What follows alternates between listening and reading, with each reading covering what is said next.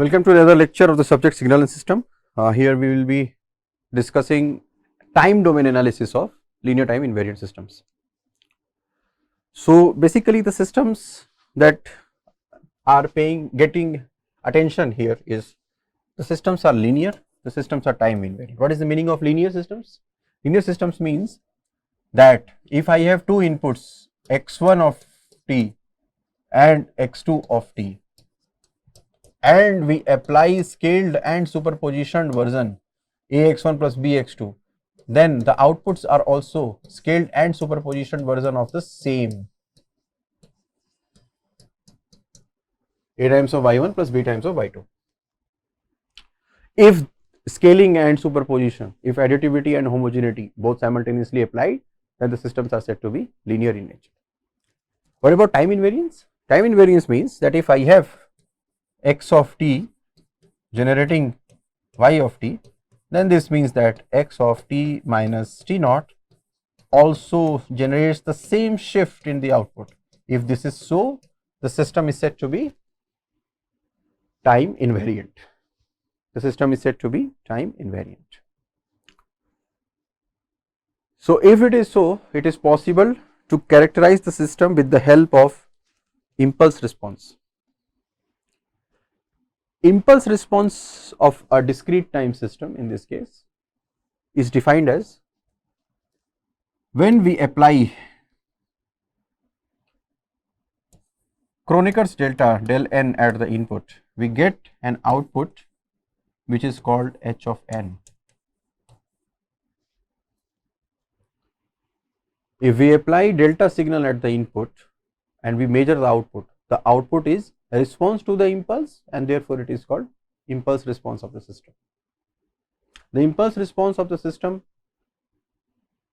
is very important and uniquely characterizes the performance of a system. Subsequently, one can understand that the impulse response is also, because the system is linear and time invariant, but other properties of the systems like stability, like causality, are also defined on the basis of the system to be impulse response. If I have only the impulse response of the system, we can characterize the complete properties of the system. It is very important. Similarly, we have a secondary characterization tool, and that is called step response of a system. This is when we apply unit step signal to the input. So if we apply unit step signal at the input and we get the output is said to be s of n, which is the response to the step. U of n is the step signal, unit step signal. So if we apply u of n at the input, the output is s of n, and that is called basically the step response of the system. That is called the step response of the system. Similarly, for continuous time systems, h of t denotes impulse response of the system, and here we apply delta t, direct delta function, and we measure the output, which is h of t. This h of t is the response of the system to a unit impulse signal, and therefore it is called impulse response of the system. The step response of the system is when u of t is applied and we measure the output, that is called s of t. S of t. We apply ut, we measure s of t. What is the relationship between ht and st? That is the relationship between delta and unit step signal. So if we differentiate in time the step response of the system, we will get impulse response of the system.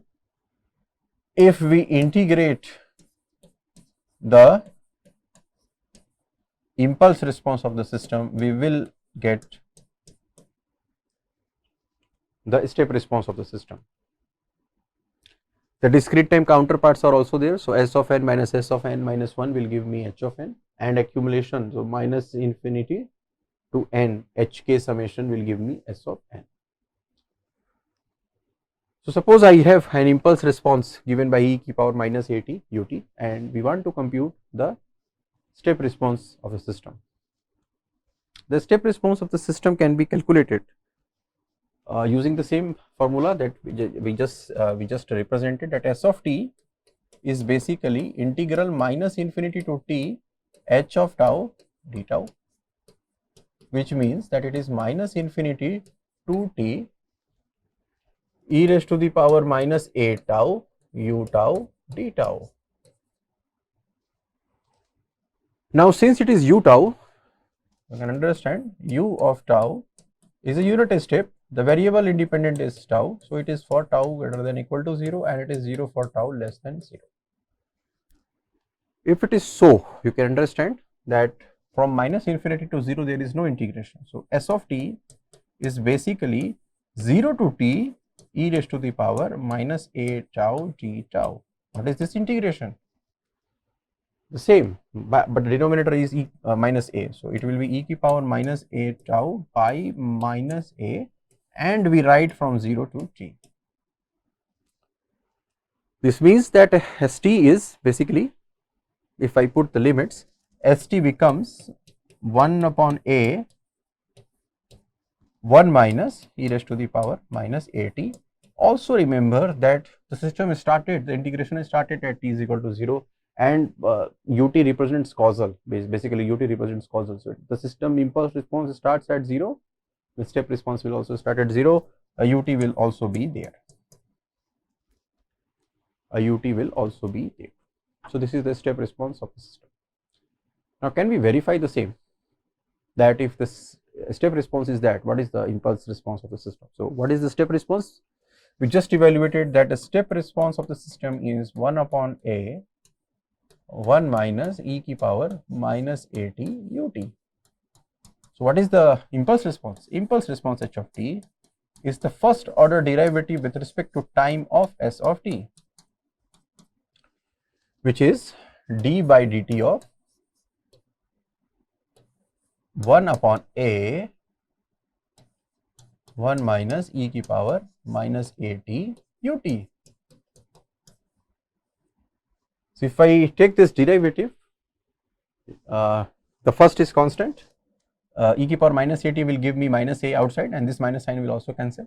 So, we basically have ht is equal to e to the power minus at ut, and therefore it proves, because we started with ht is equal to e to the power minus at ut. So, its step response was this, and the step response differentiation is ht. So, we end up verifying this. Now, what is the importance of convolution, or what is the significance of impulse response?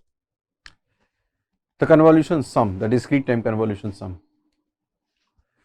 So, by definition we know that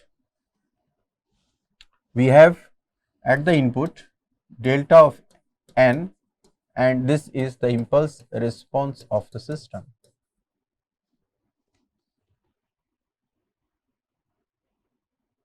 This is the impulse response of the system by definition. What we can do,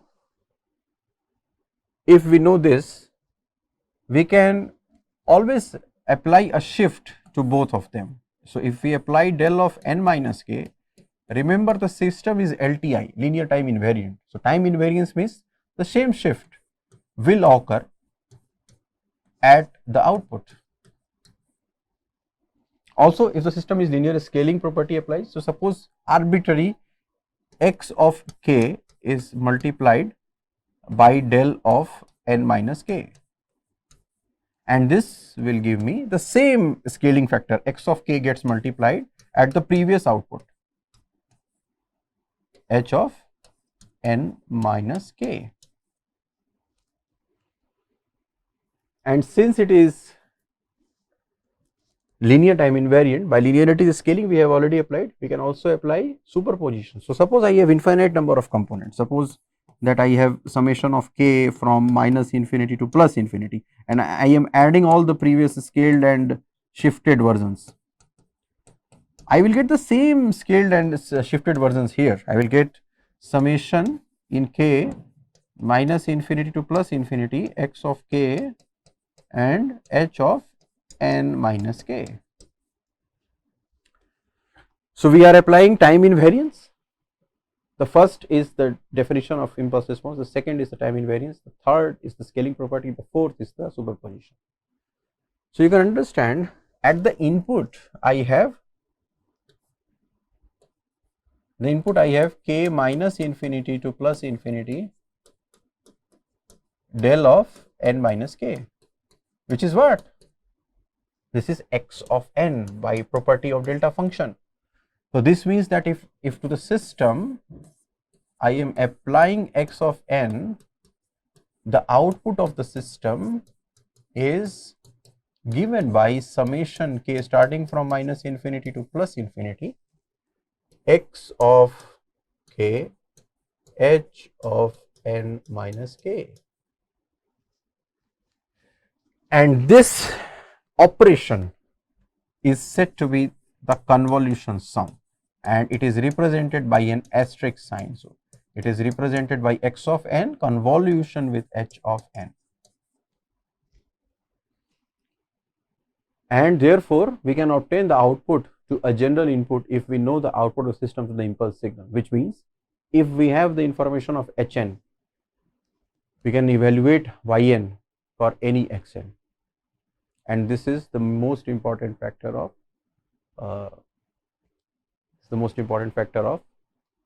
impulse response, that if we know the output to the impulse, we know the output to any arbitrary input. Suppose I have taken a case when hn and xn are equal to a raised to the power n un. Suppose just for convenience that the magnitude of a is smaller than a, it is smaller than a. We can always find what is yn. So yn is summation of k minus infinity to plus infinity a raised to the power k uk and a raised to the power n minus k u of n minus k. Now, if we use the first u of k in the limits, it will be summation k starting from 0 to infinity a raised to the power k. This uk is replaced by 1 because the k starts at 0, and then I have a raised to the power n minus k u of n minus k. Now, if we look at this u of n minus k, this suggests that the k will be smaller than n and it will be 1. Beyond that, it will be 0. So, therefore, we have k starting from 0 to n a raised to the power k into a raised to the power n minus k, which is a raised to the power n summation k starting from 0 to n into 1. Because the bases are same, the powers are getting added here. So, a raised to the power k plus n minus k, it is a raised to the power n, the summation is in k.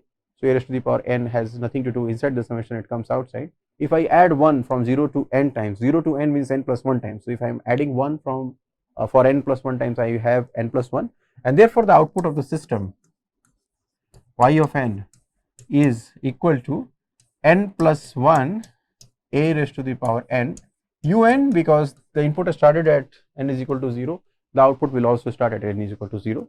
So, therefore, the output that we can evaluate in this case is n plus 1 a raised to the power n un. This is for the case when input and impulse response both are a raised to the power n un.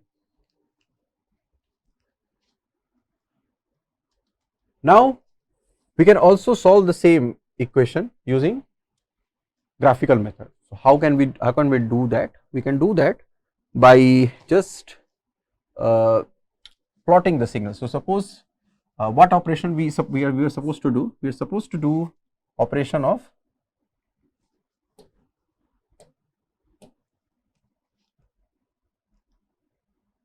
summation in k for all values, summation in k for all values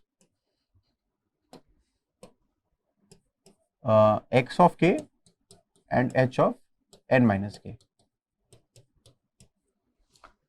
In this case, what is xk?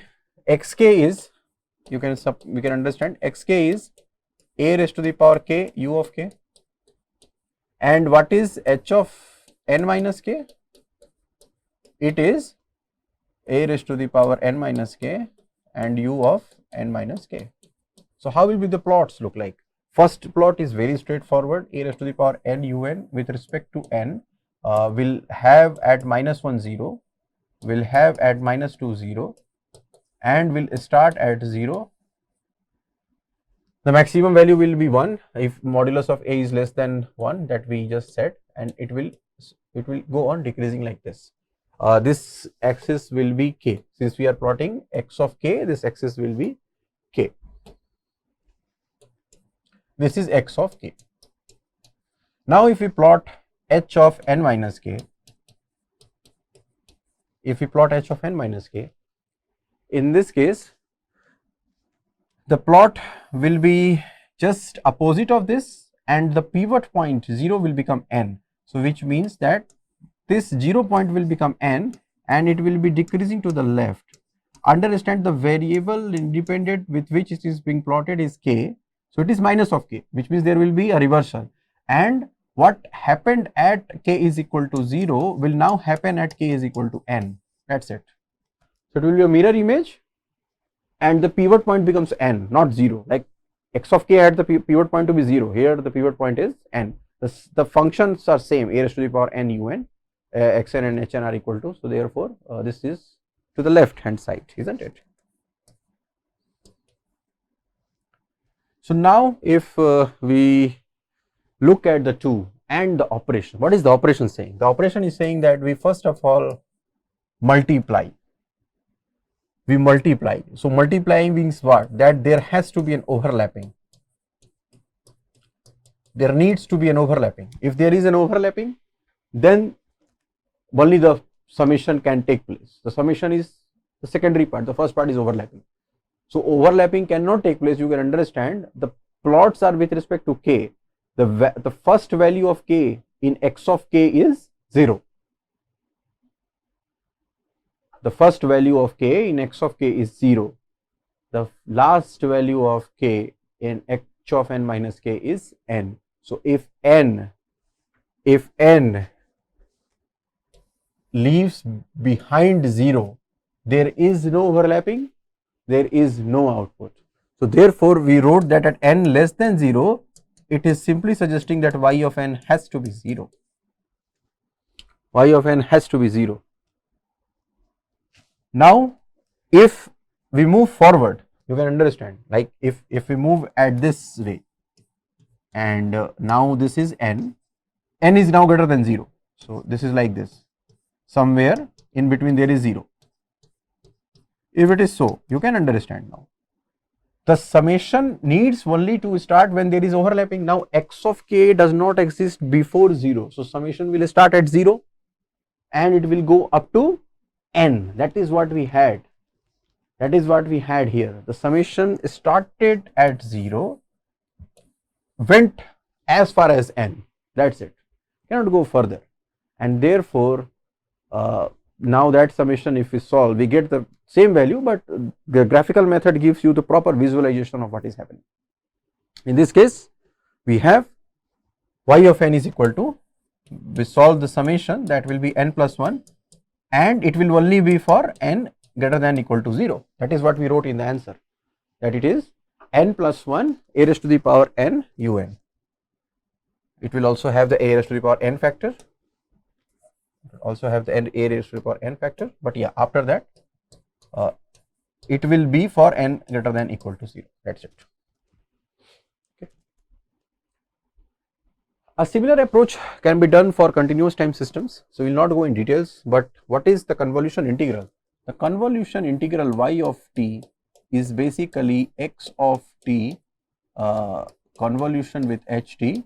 It is written as integral minus infinity to plus infinity x of tau h of t minus tau d tau.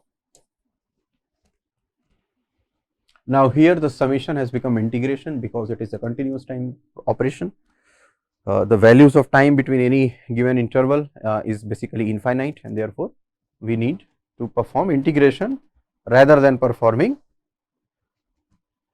summation as in case of convolution sum. The convolution operator is commutative, so we can either do xt convolution with ht or we can do ht convolution with xt.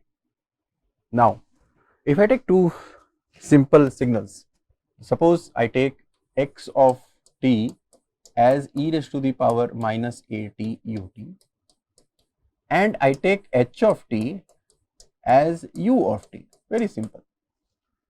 And we want to evaluate what is y of t. We have the impulse response of the system. We also have the arbitrary input xt. So we can calculate yt by evaluating x of t convolution with h of t, which is minus infinity to plus infinity x of tau h of t minus tau d tau. For this operation, what two things we require? We require first of all x of tau. So just look at these things, x of tau. X of tau is replacing t with tau in xt, so it will give me e raised to the power minus a tau u of tau. We are assuming that modulus of a is smaller than 1, that facilitates us to at least plot in some sense, otherwise. So this is x of tau. How can we plot this x of tau? Now there will be a y-axis also, and there will be an x-axis also, and if I plot x of tau with respect to tau, we will have a decaying signal like this in the first quadrant. First quadrant because it is having u of tau. Understand that u of tau fixes that the signal is only for tau greater than or equal to 0. So it is e raised to the power minus a tau if modulus of a is smaller than 1, rather it is not a smaller than 1, it is a positive value in this case. If modulus of a is, if a is greater than 0, if a is greater than 0, then in that case we have e to the power minus a tau. So we have this x of tau. We also need to plot u of tau. What is u of tau? We also need to plot h of t minus tau. So what is h of t minus tau? H of t minus tau is u of t minus tau. With respect to, we have to plot tau. Now how does this plotting takes place? It's very straightforward. How will u of tau look like? Like this. This will be u of tau. And what we are doing in this case? Actually we perform shifting first and then reversal, but what we are doing here? This means that now first of all, so we are replacing tau with minus tau, and tau is equal to t is the new pivot point. Right now tau is equal to 0 is the pivot point. So we are performing reversal, means that we will have something which is reverted about the y-axis, and the pivot point now is not tau is equal to 0, it is tau is equal to t. So if I plot h of t minus tau with respect to tau, it will be like this. It is reverted and the pivot point is t. The pivot point has become t. So this is h of t minus tau. Now we perform the operation. As far as the operation is concerned, from this operation, you can see the integration can only take place if there is overlapping. So if there is an overlapping, for that the restriction has to be made on t, and t starts from minus infinity. So we take the values from minus infinity. T starts at minus infinity. When t tends to from minus infinity, t is tending, you can understand this x of tau starts at 0 and h of t minus tau is the final value is t. So if it reaches 0 minus, there is no overlapping. If this t is behind this 0, there is no overlapping, the multiplication does not exist. So y of t will be 0 for t less than 0. As it increases beyond, you can check it separately, that if it starts like x of tau is this and h of t minus tau is this is h of t minus tau, the pivot point is t. So you can understand now the overlapping, this starts only at 0 and goes up to t. So what is the overlapping? It is going till positive infinity, but it stops at t is equal to 0, It starts at minus infinity, but it starts at 0. So what is the overlapping? The overlapping is from 0 to t. So y of t in this case, it's very straightforward. Y of t, the overlapping starts at 0, finishes at t. The function is e to the power minus a tau and e tau. So if I solve this integral e to the power minus a tau by minus a 0 and t, I will have y of t is equal to 1 by a 1 minus e to the power minus a t, and since it is only happening after t is equal to 0, I can attach a u of t with it to suggest that yt is causal, which means that it is starting at t is equal to 0 and before t is equal to 0 there is no output. So in this way we can also evaluate the convolution integral with respect to continuous time systems. This is all for this lecture. Thank you.